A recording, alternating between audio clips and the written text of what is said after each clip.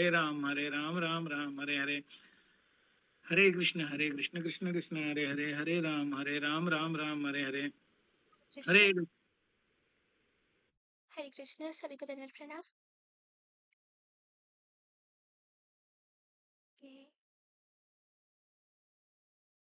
अमित प्रभु जी, 10 नाम अपराध।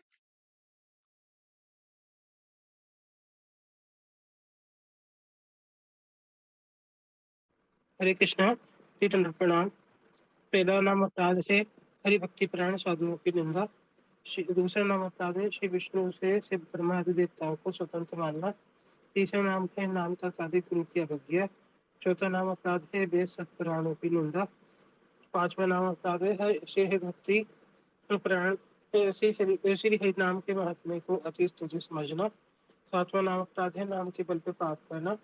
आठवां नाम अपराध है दूसरे दूसरे सत्कर्मों को श्री नाम के बराबर समझना एवं नाम ग्रहण करने में आलस्य करना। नवा नाम अपराध है श्रद्धाहीन विमुक्त व्यक्तियों को हरि नाम की महिमा का उपदेश देना। 10वां नाम अपराध है श्री नाम के महिमा को श्रवण करने पे भी मैं और मेरे देहात्म से युक्त होकर हरि नाम में प्रीति न करना।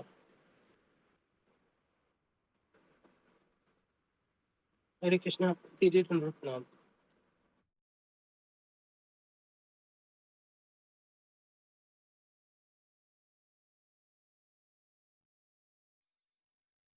हरे कृष्ण। ब्रजेश्वर प्रभु जी, उपदेशामृत। हरे कृष्णा। वाचो वेगम मनसा क्रोध वेगम जीवा वेगम उदरूपस्थ वेगम एतान वेगान जो विषहेत धीर सर्वामपि मां पृथ्वीं स शिष्यात् अत्याहारः प्रयासश्च प्रजल्पो नियमग्रह जनसंगश्च लोल्यञ्च षड्भिर्भक्ति विनश्यति उत्साहात् निश्चयाधैर्यात् तत्तत् कर्म प्रवर्तनात् जन संगत्यागात् सतोवृते षड्भिर्भक्ति प्रसिद्ध्यति ददाति प्रतिगृह्णाति गुह्यम् आख्याति प्रयच्छति भुङ्क्ते भोज्यते चैव षड्विधं प्रीतिलक्षणं कृष्णेति यस्य गिरितं मनसा ध्रियेत दीक्षास्ति चेत् प्रणितिभिश्च भजन्तमीशं शुश्रूषया भजन् विज्ञम् अनन्यमन्य निन्दादिशून्यहृदम् ईप्सित संगलब्ध्या दृष्टै स्वभावजनितर्वपुषश्च दोषे न प्राकृतत्वमिह भक्तजनस्य पश्येत् गंगाम्बसां न खलु बुद्ध बुद्ध फेन पंके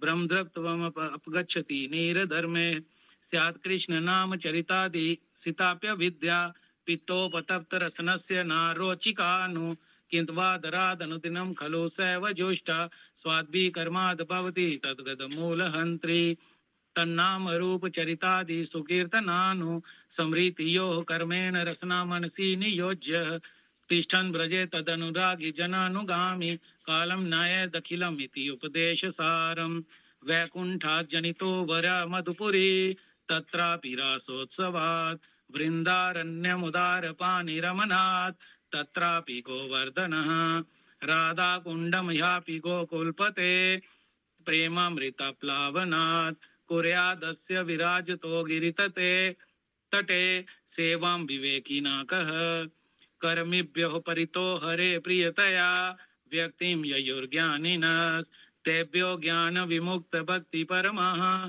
प्रेमैकनिष्ठस्ततः तेभ्यस्ताः पशुपाल पंकज दृश तेभ्योऽपि साराधिका प्रेष्ठा तद्वदीयं तदीय सरसी तां नाश्रयेत् कः कृति कृष्ण सुच्चै प्रणवसति प्रेयसीभ्योऽपि राधा कुण्डं चास्या मुनिभिरभितस्तादृगेव व्यदायि यत् प्रेष्ठैरपि अलम सुलभं किं पुनर्भक्तिभाजां तत्प्रेमिदं सकृदपि सर्सनातुराविष्करोति। हरे कृष्णा, सभी को दंडवत प्रणाम।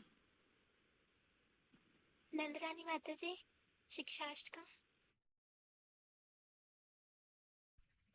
हरे कृष्णा दीदी, दंडवत प्रणाम। श्री शिक्षाष्टकम कीजिए। चेतोदर्पणमार्जनं भवमहादावग्निर्वापणं श्रेयतेरचन्द्रिका विकिरणं विद्यावधूजीवनम् आनन्दाम्बुधिवर्धनं प्रतिपदं पूर्णामृतास्वादनं सर्वात्मस्नपनं परम विजयते श्री कृष्ण संकीर्तनम नाम नामकारी बहुधा सर्वशक्तिस्तत्रार्पिता नेमित स्मरणेन काल एतादृशी तव कृपा भगवन् ममापि दुर्दैवम् ईदृशं मे जनिनानुराग प्रणादपि सुनिचेन तरोरपि सहिष्णुना अमानिन मानवेन कीर्तने सदा हरि न धनं न जनं न सुन्दरी कविता वा जगदीश कामये मम जन्मनि जन्मेश्वरे भवताद् भक्तिरहतु त्वयि ऐनन्द तनुज किङ्कर पतितं मा विस्मे भवाम्बुधो कृपया तव पाद पंकज स्थित धूलि सदृश विचिन्तया सॉरी दीदी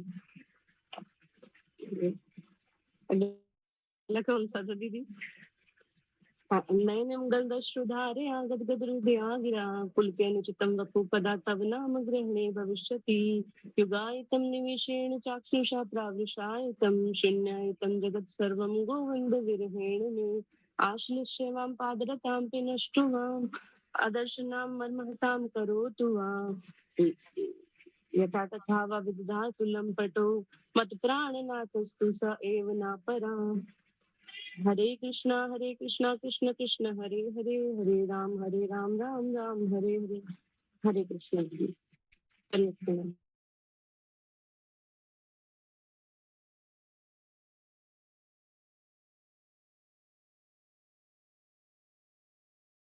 हरे कृष्णा। सभी का बहुत बहुत धन्यवाद। सिमरन दीदी, आप प्रारंभ कर सकते हैं। हरे कृष्णा। सभी को दंडवत प्रणाम। दुर्गे गौरचंद्राय राधिकाय तदालय कृष्णाय कृष्णभक्ताय तद्भक्ताय नमो नमः। श्री कृष्ण चैतन्य प्रभु नित्यानंद श्री अद्वैत गदाधर शिवासादि श्रीगौर भक्त वृंद हरे कृष्ण कृष्ण कृष्ण हरे हरे हरे राम राम राम हरे हरे।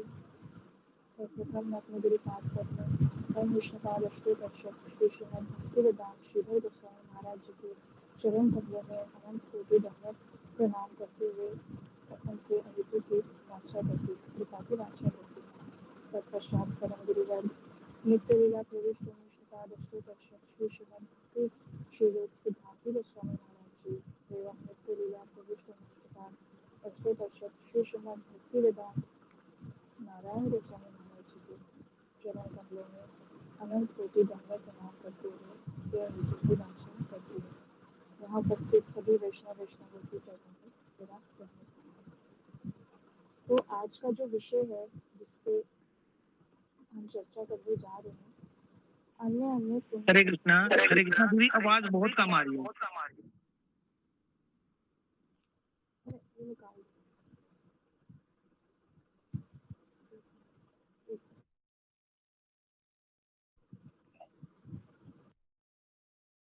अब ठीक आ रही है प्रभु जी आवाज?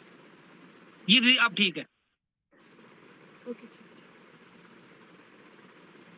आज का जो विषय है जिस पे मैं बोलने जा रही हूँ, अन्य अन्य पुण्य कर्मों से श्री हरि नाम की श्रेष्ठता या भक्ति की श्रेष्ठता।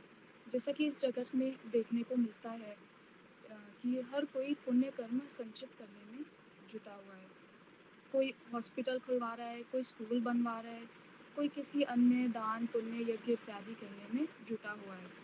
वो क्योंकि सबके दिमाग में एक ही चीज़ है कि हम ज़्यादा से ज़्यादा पुण्य कर्म करें तो हमें स्वर्गवास मिलेगा और हम पूर्ण तरीके से सुखी हो जाएंगे। पर ये कोई नहीं जानता कि स्वर्ग में जरा है, बुढ़ापा जो है वो नहीं आता। पर दुखों की जो बात है, जैसे जैसे इस जगत में दुख है वैसे ही उस जगत में भी दुख है। तो इसके बारे में श्री कृष्ण भगवत गीता के 8वें अध्याय में बताते हैं, आ ब्रह्म भुवनालोक पुनरावर्तिनो अर्जुन।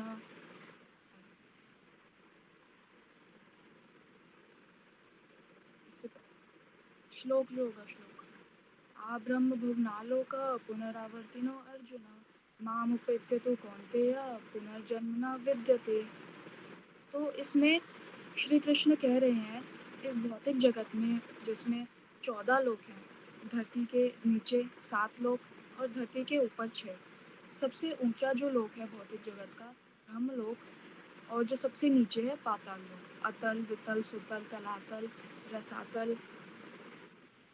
और ऊपर की तरफ भू, भूवर, स्वर्ग, महर, जन, तप और सत्यलोक। सत्यलोक और ब्रह्मलोक एक ही बात है। तो भगवान कह रहे हैं जो भौतिक जगत का सर्वोच्च लोक ब्रह्मलोक है, ब्रह्मलोक से लेके जो निम्न जितने भी लोक हैं जैसे पाताल लोक तक, ये सभी दुखों के घर हैं और यहाँ पे जन्म मृत्यु का चक्कर लगा ही रहता है। इसमें इस भौतिक जगत में इस जन्म मृत्यु के चक्कर से कोई मुक्त नहीं हो सकता है। तो इसमें आगे भगवान श्लोक में बताते हैं कि और जो मेरे धाम पहुँच जाता है उसका पुनर्जन्म नहीं होता है। फिर हम लोग जो सोचते हैं कि स्वर्ग लोक मिल जाएगा तो हम सुखी हो जाएंगे। अगर ऐसी बात है तो जैसे शास्त्रों में हमें देखने को मिलता है, रामायण, महाभारत, यहाँ पर भी बहुत सारे प्रसंग देखने को मिलते हैं। क्या देखते हैं कि देवता जैसे इंद्र आदि हैं, जितने भी हैं देवता हैं, इनको कभी कोई स्वर्ग लोक से खदेड़ रहा है तो कभी कोई तो कभी कोई। तो जो देवता हैं इनको भी भय और शोक, ये दो कष्ट हमेशा ही सताते हैं। तो सबसे पहले जैसा हमने कोई स्वर्ग लोक में पहुंच जाता है, जैसे पुण्य कर्म करके, अगर कोई जैसा हम सोचते हैं कि पुण्य कर्म करके हम स्वर्ग लोक में पहुंच जाएंगे, तो जैसे कि रामचंद्र प्रभु जी हमारी GYF की क्लास में बताते हैं, जब भी वो आते हैं तो जैसे उनको हम एक हार पहनाते हैं, तो वो कहते हैं कि ये मेरी हार हो गई, कि अब मुझ में ये अभिमान आ गया कि मैं कथावाचक हूँ। ऐसे ही हमें जब हम स्वर्ग लोक में पहुँचते हैं तो वहाँ जाके हमें एक माला धारण कराई जाती है, एक हार पहना दिया जाता है। इसका मतलब क्या हुआ कि हमारी हार हो गई, कि हम इसी भौतिक जगत के बंधनों में, पुण्य कर्म आदि में फंस चुके हैं। इसमें कोई प्राउड होने वाली बात नहीं है। तो इसमें जैसे फिर आगे कंटिन्यू करते हैं कि जब तक वो माला जो हमें स्वर्ग लोक में जाके जो माला पहनाई जाती है वो जब तक फ्रेश रहती है तब तक तो ठीक है, पर जैसे ही उस माला के फूल मुरझाने लगते हैं तो ये समझा जाता है कि थोड़े ही समय बाद हमें यहाँ से लात मार के निकाल दिया जाएगा और हम निम्न लोक में उल्टे फंस जाएंगे वापस से। तो असल में यही होता है। तो क्या है, हम पुण्य कर्म संचित करते हैं, पर होता क्या है, इसे हम एक उदाहरण से समझते हैं कि जैसे एक व्यक्ति है, उसके पास 1 लाख रुपए है और वो 1 लाख रुपए लेके घूमने चला जाता है, गोवा चला गया जैसे। तो पैसा है, वो वहाँ पर अलग अलग जगह पर घूमने जाएगा, खूब एंजॉय करेगा, सी शोर पर जाएगा, जो भी टूरिस्ट अट्रैक्शन है वहाँ पे घूमेगा, होटल में रुकेगा, होटल में खाएगा। पर जब उसके पास पैसे खत्म होने वाले होते हैं तो क्या होता है, तब तो उसको वापस आना पड़ेगा, किसी भी तरह से उसको वापस आना पड़ेगा। इसी तरह से जो हमारा मनुष्य जन्म है, इसी में हम कर्म कर सकते हैं। जो इस धरती लोक पे जब हमें जन्म मिलता है तभी हम उसी में हम जो कर्म है वो कर सकते हैं। बाकी अन्य जितनी भी योनियां हैं वहाँ पर जाके हमें भोग ही करना होता है। जैसे पशु पक्षी है, वृक्ष योनि है, ये सभी भोग योनि है, ये कमा नहीं सकते। जिसे कहते हैं अर्निंग एंड स्पेंडिंग।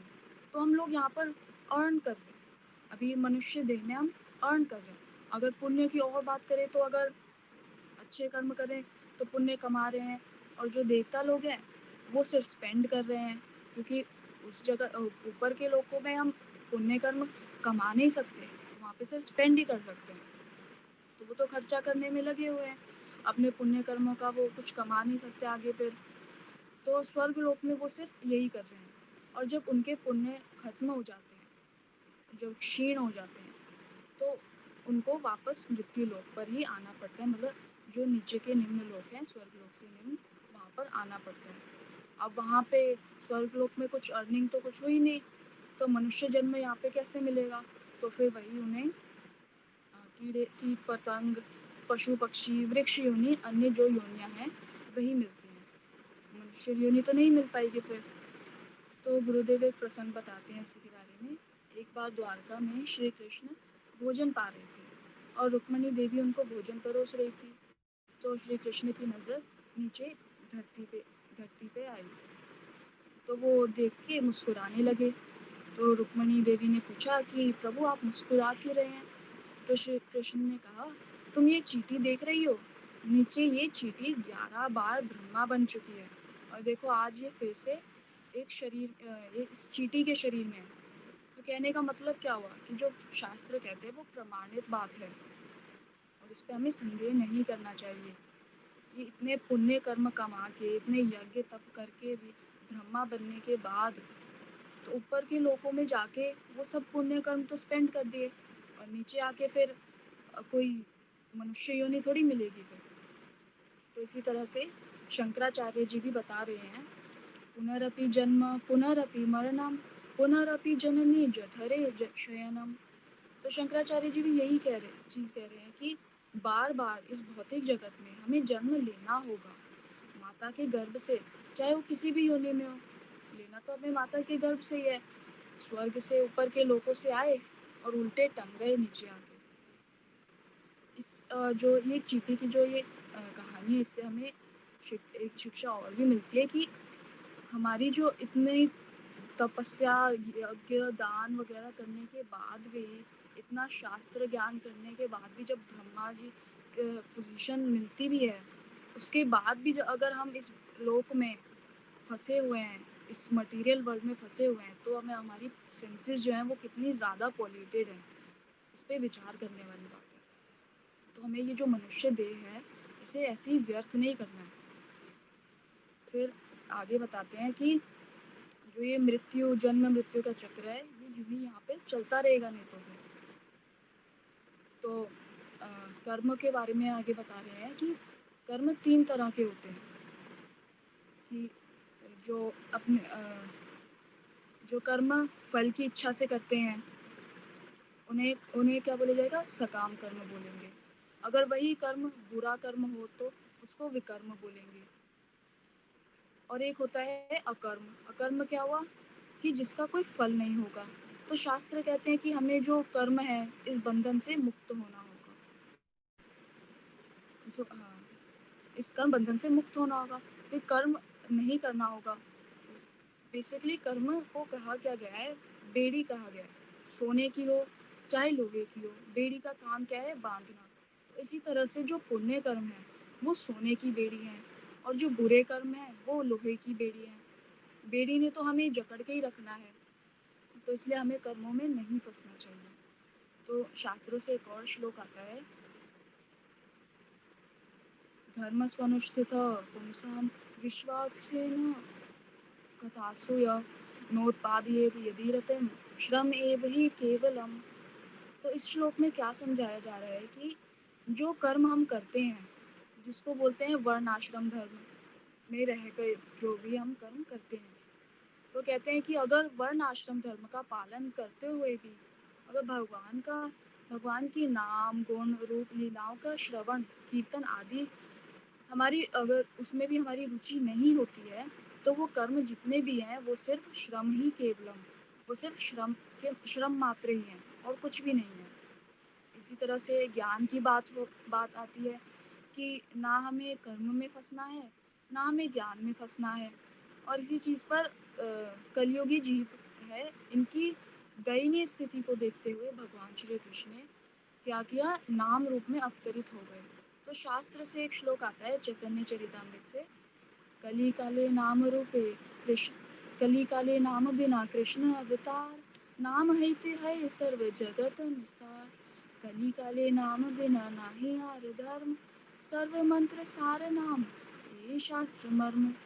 तो क्या कह रहे हैं कि कलयुग में भगवान श्री कृष्ण वे अपने नाम के रूप में अवतरित हुए और भगवान ने हम जीवों पर कृपा करने के लिए अपने उस नाम में अपनी सर्व शक्तियाँ जो हैं वो संचरित करी। कह रहे हैं कली काले नाम बिना नाही आर धर्म। इस कल युग में नाम प्रभु के बिना, नाम प्रभु का जाप किए बिना या कीर्तन किए बिना और कोई धर्म नहीं है और ना ही किसी और जो उपाय है उससे हमारी गति हो सकती है। तो बताया कि जितने भी शास्त्र हैं उन सभी शास्त्रों का जो मर्म है या निर्देश है ये यही है कि हम कलयुगी जीवों को हरि नाम करना चाहिए।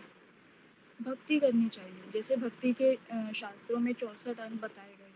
फिर 64 अंग में से भी सारे अंग को कोई पालन नहीं कर सकता।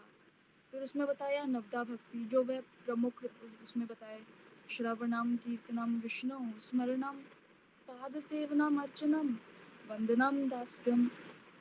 वंदनम दास्यम आत्मनिवेदनम। फिर कह रहे हैं जो नवदा भक्ति का भी पालन नहीं कर सकते। फिर 5 अंगों का बताया, जो 5 अंगों का भी पालन नहीं कर सकते उनके लिए 3 अंगों का बताया, 3 प्रमुख अंग। वो कौन से हुए? श्रवणम कीर्तनम और विष्णु स्मरणम। भगवान के नामों का श्रवण करना, कीर्तन करना और स्मरण करना।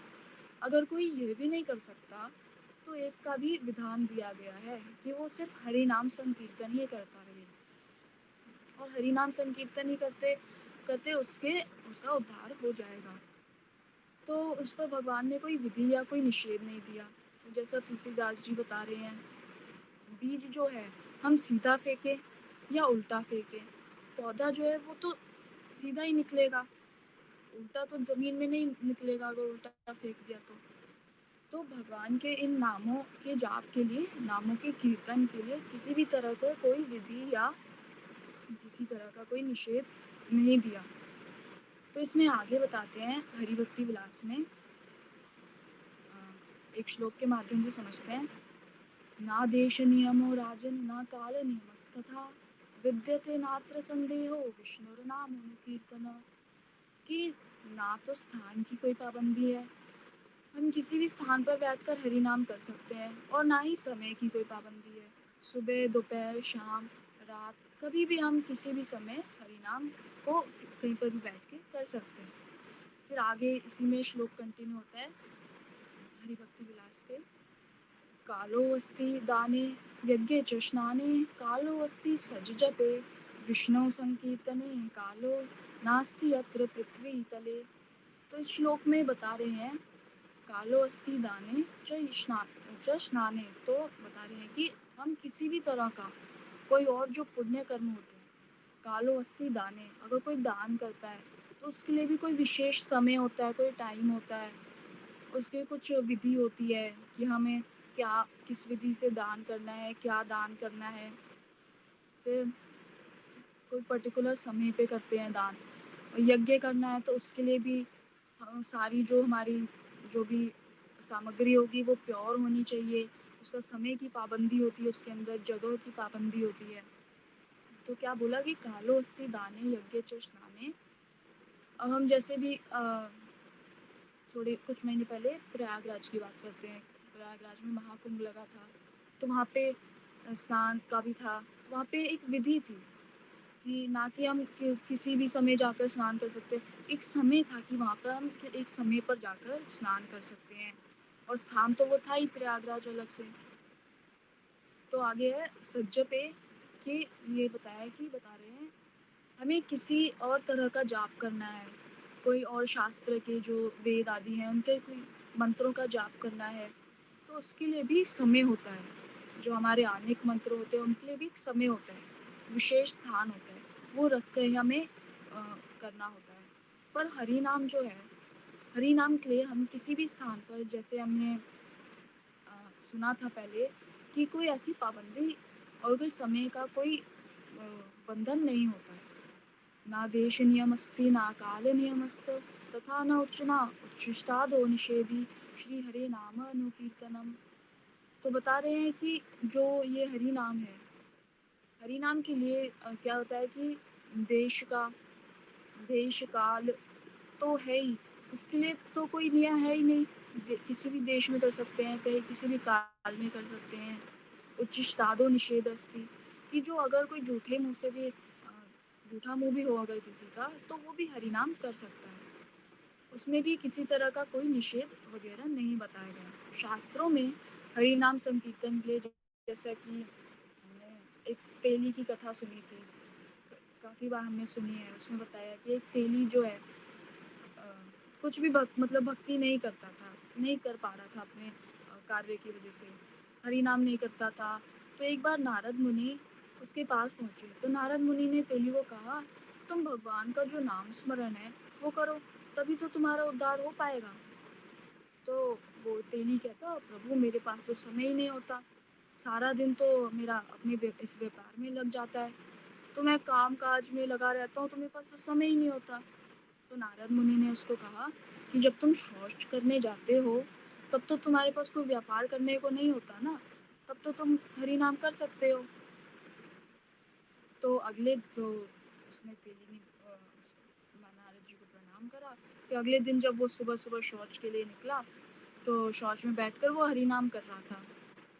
तो हनुमान जी जा रहे थे, तो हनुमान जी ने देखा कि ये तो राम नाम का कीर्तन कर रहा है, तो ये तो मेरा गुरु भाई हुआ, और ये शौच में बैठे क्यों कर रहा है, भगवान का नाम, मेरे भगवान का नाम ये शौच में बैठे कैसे ले सकता है। तो हनुमान जी को क्रोध आया और हनुमान जी ने उसकी पीठ पर बड़ी जोर से लात मारी। जब हनुमान जी की लात तो किसी को भी बर्दाश्त नहीं होती, पर वो गिर गया और गिरकर एकदम से उठकर खड़ा हो गया, अपने कपड़े झाड़े और फिर उठकर चल पड़ा। तो हनुमान जी आश्चर्यचकित रह गए कि मेरी लात तो रावण को भी धक्का लगा सकती है, तो ये कैसे रह गया, इसको कुछ फर्क क्यों नहीं पड़ा। तो उन्होंने उस पर इतना उस समय विचार नहीं करा। तो फिर थोड़े समय बाद हनुमान जी श्री राम जी के कक्ष में पहुंचते हैं, तो देखते हैं कि राम जी दर्द से करा रहे हैं। तो हनुमान जी उनसे पूछते हैं, भगवान क्या हुआ, आप इतने दर्द में क्यों कर रहा रहे। तो राम जी बताते हैं कि पहले मुझे मारते हो और फिर उसके बाद मुझे पूछते हो कि आपको क्या हुआ, क्यों कर रहा रहे हो। तो हनुमान जी ने कहा, प्रभु मैं आपको कैसे मार सकता हूँ। तो राम जी ने बोला, तुमने इतनी जोर से मुझे लात मारी। तो हनुमान जी कहते, प्रभु ये तो हो ही नहीं सकता। उन्होंने बोला, तो राम जी ने बोला कि तुमने मेरे किसी भक्त को लात मारी होगी, तभी तो मुझे लगी, क्योंकि तुम्हें पता है मैं भक्त वत्सल हूँ, अगर भक्त को कोई दुखाएगा तो उससे पहले मुझे दुखाएगा। तो हनुमान जी ने कहा, ये सोचा कि लात तो मैंने तेली को मारी थी और वो राम राम कर रहा था। तो फिर उनके दिमाग में रियलाइजेशन आना शुरू हुई। तो हनुमान जी को वो बात समझ में आई कि भगवान का नाम कोई शौच में बैठकर भी ले सकता है। इस कथा से दो शिक्षाएं मिलती है कि नाम और नामी में कोई अंतर नहीं है। भगवान श्री राम का नाम, भगवान श्री राम स्वयं, इनमें कोई अंतर नहीं है। तो वो राम नाम ले रहा था और उसको लात पड़ी और लात भगवान को लग गई। और जो दूसरी है, पहले बताया कि जो पहले भी बताया हमने सुना कि नाम लेने के लिए किसी भी अवस्था में हम नाम, कहीं भी किसी भी अवस्था में बैठकर हम नाम ले सकते हैं। फिर आगे चैतन्य महाप्रभु ने बताया, उन्होंने भी भगवान के नाम का ही जो महत्व है उसको बताया। श्री चैतन्य चरितामृत में प्यार आते हैं, प्रभु भले कही लाल यही महामंत्र यह जप गिया सब करिया निर्बंध। तो यहाँ पर चैतन्य महाप्रभु स्वयं कह रहे हैं कि प्रभु बोले कही लांग, यही महामंत्र। भगवान जो चैतन्य महाप्रभु ने ये मंत्र जो है तपन मिश्र को दिया। हरे कृष्ण कृष्ण कृष्ण हरे हरे, हरे राम राम राम हरे हरे। तो चैतन्य महाप्रभु स्वयं कह रहे हैं कि इस नाम का जप तुम बैठ कर करो, यह जप किया सब करे या निर्बंध। कह रहे हैं कि इस जप को तुम किसी भी अवस्था में करो, पर निर्बंध होकर करो। निर्बंध होने का मतलब है संख्या पूर्वक नाम करना है। अगर 2 माला करनी है तो 2 ही करनी है, अगर 4 करनी है तो 4 करनी है, और आगे जाके हम उसको बढ़ाना चाहिए, उससे कम नहीं होना चाहिए कि अगर हम 4 कर रहे हैं तो अगले दिन 3 कर लिए, नहीं, हमको उसको अगले हफ्ते 6 कर दी, 8 कर दी, ऐसे बढ़ाते जाना, पर संख्या पूर्वक करना। चैतन्य महाप्रभु कह रहे हैं कि शयने की भोजने किया बाजगरने अहर निश्चिंत कृष्ण बल बदने। तो चैतन्य महाप्रभु आगे बता रहे हैं कि सोते समय भी, भोजन करते समय, किसी भी समय, हर समय भगवान के इस महामंत्र का जाप करते रहना चाहिए। तो ये बताते हैं कि अहर निश हो गया दिन, अहर हो गया दिन और निश हो गया रात। तो दिन हो या रात हो, भगवान का चिंतन, भगवान के नाम का चिंतन दिन रात हमें श्री कृष्ण का नाम करते रहना चाहिए। भगवान का नाम जप करते रहना चाहिए और मन से भगवान का चिंतन हमें मन ही मन, चाहे हम सो रहे हैं चाहे हम कुछ भी कर रहे हैं, हमें करते रहना चाहिए। तो यहाँ से ये सिद्ध हो गया कि जो भक्ति है या जो भगवान का नाम है, ये अन्य अन्य पुण्य कर्मों से श्रेष्ठ है। क्योंकि पुण्य कर्मों की गति क्या बताइए, बार बार पुण्य कर्मों से हमें बार बार करेंगे तो उससे हमें बार बार जन्म मृत्यु जरा व्याधि के चक्कर में घूमना पड़ेगा। जबकि भगवान का नाम लेकर हम भगवान के धाम जा सकते हैं, जन्म मृत्यु जरा व्याधि के चक्कर से मुक्त होते हैं। उसके आगे भगवान श्री कृष्ण भगवद गीता के दूसरे अध्याय में एक श्लोक बताते हैं, नेहा भी क्रमनाशो अस्ति प्रत्यवायो न विद्यते स्वल्पमपि अस्य धर्मस्य त्रयात् महातो भयात्। भगवान श्री कृष्ण कह रहे हैं कि भक्ति के पथ पर अल्प सी जो प्रयास होता है, छोटा से छोटा जो प्रयास होता है, वो भी हमें कुछ हानि नहीं पहुंचाता, वो भी हमारे उद्धार का ही कारण बनता है। और कभी उसका जो फल है वो भी कभी खत्म नहीं होता। स्वल्पस्य धर्मस्य त्रायते। तो और भक्ति थोड़ी सी भी अगर हमने की हो तो महान भय से भी हमारी रक्षा करती, भक्ति हमारी महान भय से भी रक्षा करती है। ये स्वयं श्री कृष्ण अर्जुन के माध्यम से समझा रहे हैं कि भक्ति के पथ पर थोड़ी सी भी उसका जो प्रयास होता है उससे हमारा उद्धार हो सकता है। अब इसको एक उदाहरण से हम जानते हैं। ये उदाहरण तो हमने कई बार सुना है भरत महाराज जी का। भरत महाराज राजा थे, पूरे पृथ्वी पे उनका शासन था। उन्होंने अपने पुत्रों में राजपाट बांटकर और सारा डिवाइड करके खुद वो जंगल में जाकर भक्ति करने लगे। पर जंगल में उनकी आसक्ति एक हिरण के बच्चे से हो गई, तो हर समय उसी का चिंतन करते थे। तो चिंतन करते करते एक दिन उनका शरीर छूट गया, प्राण निकल गए और अगला जन्म उनको हिरण का मिला। क्योंकि भगवान कहते हैं कि शरीर छोड़ते समय जो भी हमें भाव होते हैं, जो भी हमें भाव आते हैं, उसी के अनुसार हमें अगला जन्म प्राप्त होता है। तो अगला जीवन उनको हिरण का मिला, पर उन्हें अपने पिछले जीवन की चेतना बनी रही। तो वो हर समय पुलस्त ऋषि के आश्रम के निकट ही वास करते थे। हिरण के उसमें शरीर में सूखे रूखे पत्ते जो भी मिलते थे उसी को पा लेते थे और अपना जीवन व्यतीत करते थे। एक दिन आया, वो वहाँ पर गंडकी नदी के जल में जाके उन्होंने अपने वहीं पर प्राण त्याग दिए और फिर से उन्हें अगला जन्म मिला। तो उनको मिला जड़ भरत का। जब जड़ भरत का शरीर मिला तब भी उनको अपने पूर्व जन्म की जो स्मृति थी वो बनी हुई थी। तो उन्होंने डिसाइड कर लिया कि अब से इसके आगे से मैं किसी भी वस्तु से आसक्ति नहीं रखूंगा। जो जड़ जगत है वहाँ से जो जड़ जगत है वो हमें जड़ जगत से ही बांधती है। कोई भी जड़ वस्तु है वो हमें जड़ जगत से ही बांधती रहती है। तो बचपन से ही वो ना कोई कुछ बोलता था तो ना उनका रिस्पॉन्स देते थे, ना कुछ बोलते थे।